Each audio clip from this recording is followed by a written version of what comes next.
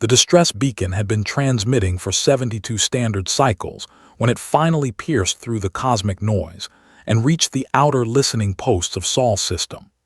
Lieutenant Honey Rodriguez sat in the cramped communications bay of the UESN Relentless, her fingers dancing across holographic displays as she isolated the signal from the background radiation of deep space.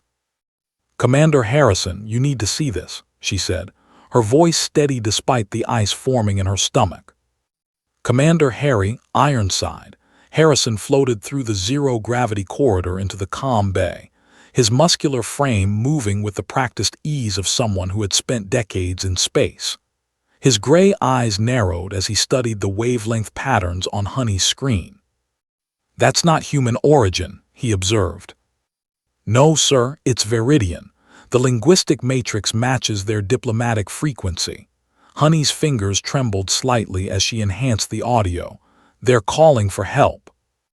The translated message crackled through the speakers, distorted by distance and desperation.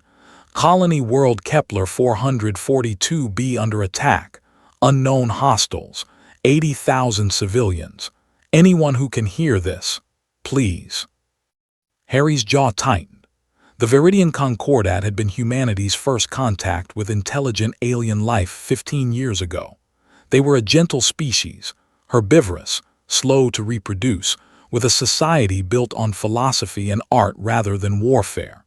Their homeworld orbited a star with half the intensity of Earth's sun, their gravity a mere 60% of Terra's crushing pull.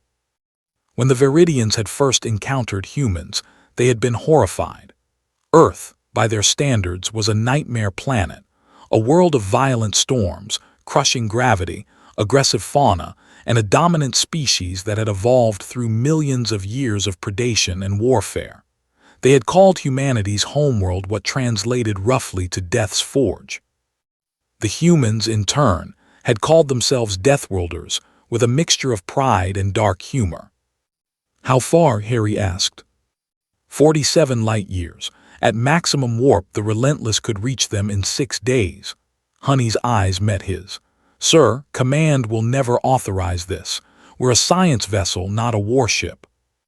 "Command is 8 days away by quantum communication lag," Harry said, his voice carrying that edge that his crew knew meant he'd already made his decision. "By the time we get authorization, those civilians will be dead. Log this, Lieutenant. At 3:47 hours, Commander Harrison made executive decision to respond to alien distress call under United Earth Space Navy General Order 12, duty to render aid to sentient beings in peril." Honey's fingers were already plotting the jump coordinates. "Logged, sir. Crew quarters are at 40% capacity. We have 60 personnel on board. Wake everyone. Battle stations in 30 minutes. Harry pushed off toward the bridge. "And Honey, get me everything we have on Kepler 442b's orbital mechanics. If we're jumping into a combat zone, I want to know the terrain." The Relentless tore through the fabric of spacetime, her experimental warp drive pushing the boundaries of human engineering. In the crew quarters, Marines checked their powered armor while scientists tried to remember their combat training. The ship had been designed for exploration, but like all human vessels after the resource wars, she carried teeth. Honey worked without sleep, coordinating with the ship's AI to extrapolate what they might be facing. The distress call had mentioned unknown hostiles, but provided no tactical data. She cross-referenced every known species in the galactic database, searching for clues. On the 5th day, Harry found her slumped over her console, caffeine patches covering both arms. "When did you last sleep, Lieutenant?"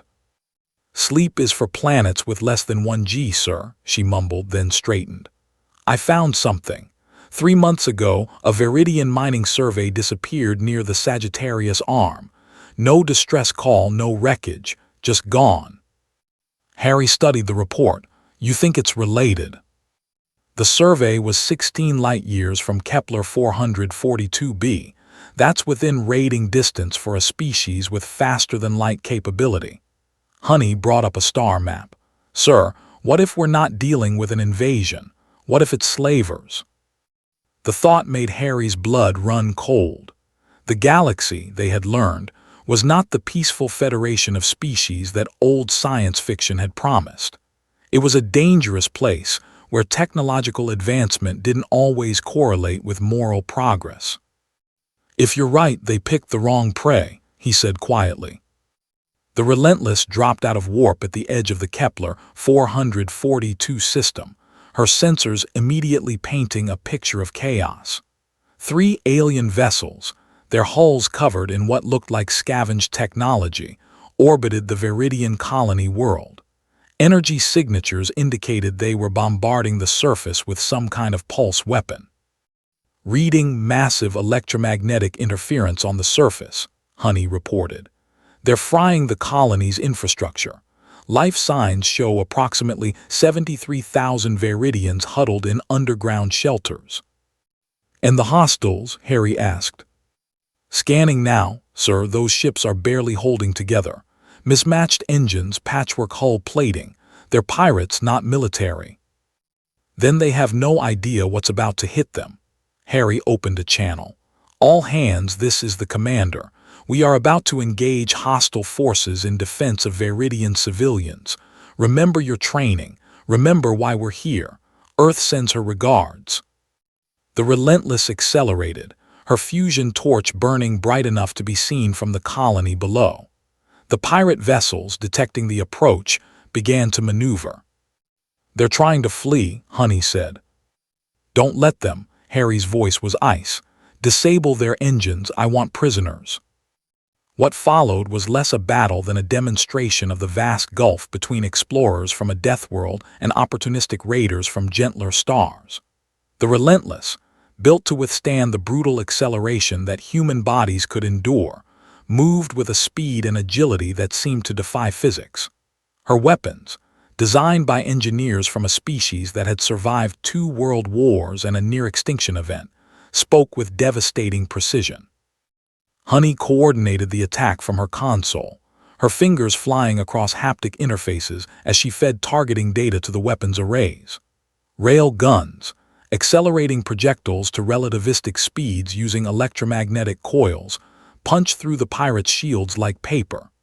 Missile swarms, guided by AI sophisticated enough to adjust for quantum uncertainty, disabled the hostile ship's engines in coordinated strikes. Within 18 minutes it was over. The pirate vessels drifted in space, crippled and helpless. "Open a channel to the colony," Harry ordered. A holographic projection materialized on the bridge, a Viridian elder, her blue-green skin pale with stress, her large eyes wide with disbelief. "This is Commander Harry Harrison of the United Earth Space Navy vessel Relentless. Your colony is secure. The hostile forces have been neutralized." The Viridian stared at him for a long moment. You came. When we sent the distress call, we hoped, but we never believed. Earth is so far." "Not far enough to ignore friends in need," Harry said simply. Tears, remarkably similar to human tears despite millions of years of divergent evolution, began to stream down the elder's face. "The Concordat calls your world Death's Forge. They fear your kind, but there are no words in our language for what we feel." Honey, watching from her station, felt her own eyes sting. She had joined the Space Navy to explore the stars, to represent humanity among the cosmic community. But in this moment, she understood that sometimes the greatest exploration was discovering what it meant to be human among the stars. "There will be time for words later," Harry said gently. "Right now, we have medical teams and engineers ready to assist, and we have prisoners who will face justice." As the Relentless deployed aid to the colony below, Honey began the process of documenting everything for the report to command. She knew there would be questions, possibly even courts-martial for Harry's unauthorized mission. But she also knew, with absolute certainty, that they had done the right thing. Commander Harrison floated over to her station. "Good work, Lieutenant. You found the pattern, made the connection. You saved a lot of lives today." "We all did, sir," Honey replied. "Together. Harry smiled, rare warmth breaking through his usually stern demeanor. That's what Deathworlders do, Rodriguez. We protect those who can't protect themselves. It's not about being the strongest or the most advanced. It's about standing up when others fall down. Below them, on the surface of Kepler 442b, Veridian children emerged from shelters to see a human ship hanging in their sky. A vessel from the legendary Death's Forge, from the species that had answered their call when the rest of the galaxy remained silent. And across the stars, the story began to spread. Humanity, the species from the nightmare world, had revealed their true nature not through conquest or dominance, but through the simple act of showing up when someone needed help. The Deathworlders had answered, and the galaxy would never quite look at Earth the same way again. The end.